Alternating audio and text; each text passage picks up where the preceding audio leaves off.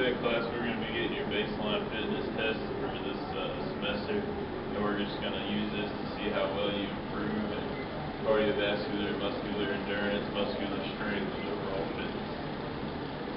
This is the first test. This will be your cardiovascular endurance. And cardiovascular is just going to help us see how fit you are. If you're fit cardiovascularly, then you're going to be able to lose weight, and it's going to help you prevent heart disease and other diseases associated with high fat. So this here is going to be the 1 rep max. We use this to gauge a person's muscular strength, and it also helps us develop the most efficient workouts for improvement. And Tyler here is just going to demonstrate how to do the 1 rep max on bench press. So I got a question. Yes, Tyler? Does this help with fatigue? Yes, it does. It gets rid of those boobies. And they're projected to be the first 2 picks in this deep draft. The one will Andrew Luck and RC3 bridge to the NFL. Bobby May takes it inside the highlight.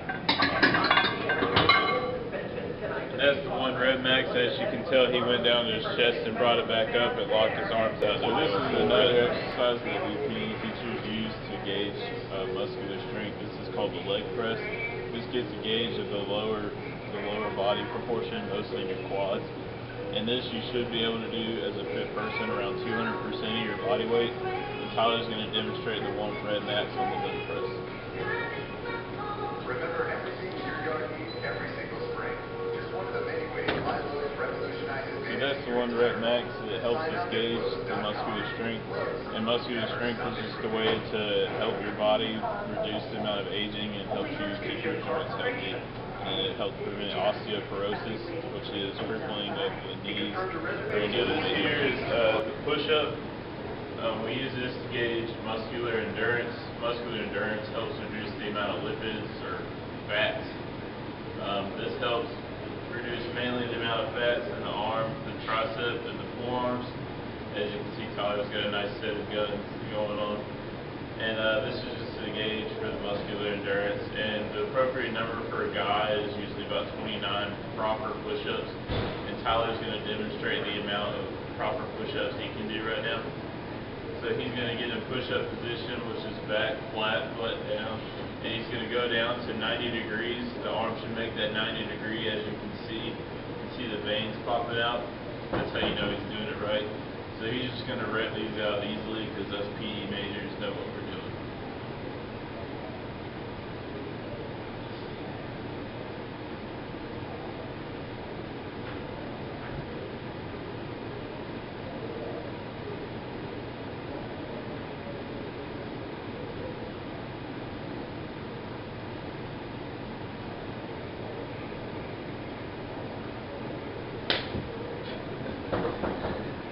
How many was that, Tyler? That was about 30.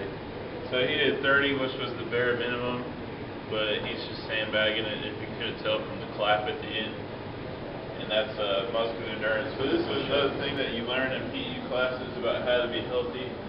This is called a curl up or a sit up, but our modified version here at Western is different because the arms are flat on the ground, and we use this tape. There's 2 pieces of tape on the floor, and you start with the tape closest to your butt, and you put your fingertips at that, and when you go up, you want to reach the second piece of tape, and that's how we can gauge that you're doing a proper sit-up or curl-up.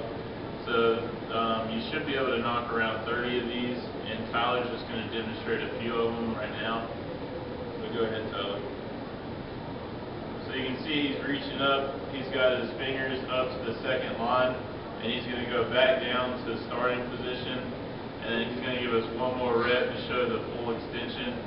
So as you can see, he's all the way up to the end of this line, and he's doing it perfectly. And this is going to reduce the amount of that belly fat. But Tyler's got a nice 6-pack going on, so you know he's doing it. This next thing we're going to talk about is the BIA machine, or the bioelectrical impedance analysis. We use this as PE teachers in order to gauge the amount of body fat percentage in a student. And the appropriate body fat percentage is usually about 10 to 20% for a male. That's considered fit. And this just basically measures the amount of fat, mainly the subcutaneous fat and visceral fat inside the body. And this just measures, it's also a way to help us gauge if you're at risk for disease like cardiovascular diabetes or anything like that. And it's basically just a paddle, and what you do is you enter your height, weight, and age, and it's just a way for us to get that percentage and see if you're healthy or not. So Tyler's just going to show us how to do it real quick. When you do this, you want to make sure you hold it straight out. And you see how he's gripping those two paddles? He's going to hold those until it tells him to stop.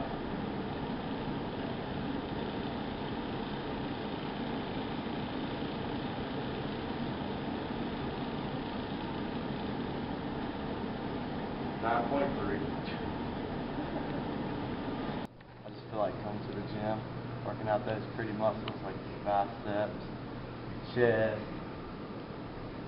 I want to be like Arnold Schwarzenegger, no neck over here. I don't know how it goes. So come over here and do some curls for the girls, baby. Know what's going on. Where's those baby weights at? Those too big. Do them all right.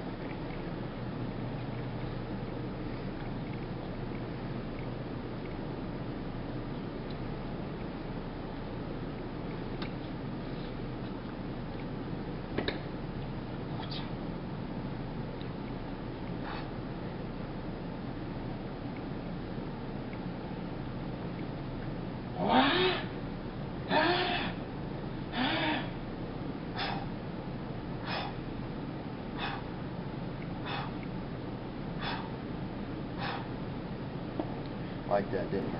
I'm just going to crank out these squats real quick. Nothing much.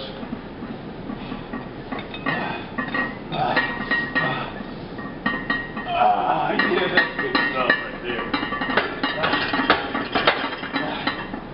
I got that leg muscle going on. Oh, you need steroids. Let's go! Today on our show, we're going to have Mr. Alden, who wrote a book called The Importance of PE. So please give him a warm welcome as he comes out on stage. Hello, Mr. Good. How you doing? Pretty good. What's yourself? Pretty good. So I've read your new book, The Importance of PE. Yeah. What you think of it? I thought it was really interesting. You hit some good points on obesity in there. I was wondering if you could share with our audience some of the highlights of it. Yeah, well, obesity is becoming a major epidemic in our world today, especially in the United States.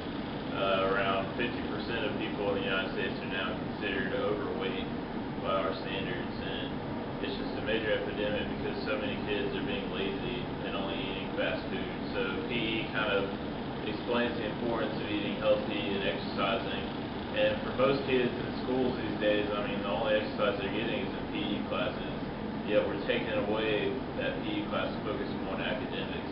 But I'm not saying academics isn't a good thing. I'm just saying that more activity time should be spent during the day for kids to decrease the amount of the obesity.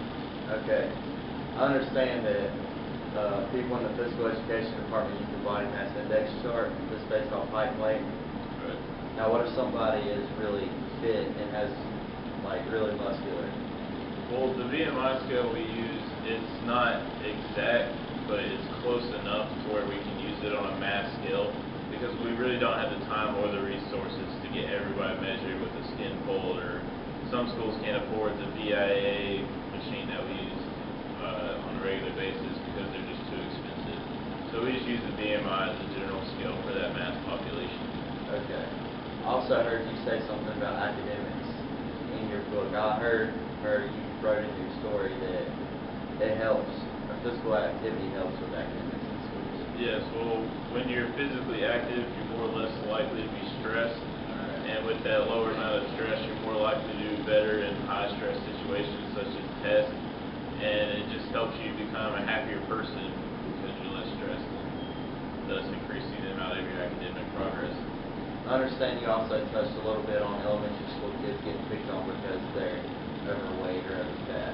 Yeah, well, I mean, as a kid, I grew up overweight all the time, and I always got picked on. But once I got into high school and college, I really started to pick up PE, and those kids that pick on me won't pick on me anymore. What made you decide to want to do PE?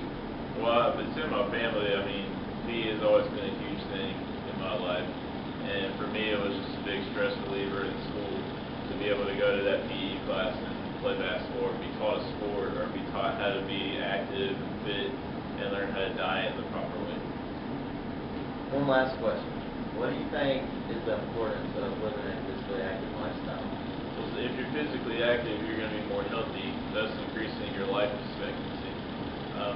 PE and physical activity help decrease the amount of body fat, which is a huge thing in many diseases like cardiovascular, diabetes, and different joint diseases like osteoporosis and tendonitis or arthritis. So if you're physically active, you're going to be more healthy and live a longer and happy life. Thank you for coming out. Really appreciate it. Thank you. Everybody Dave. give him a round of applause.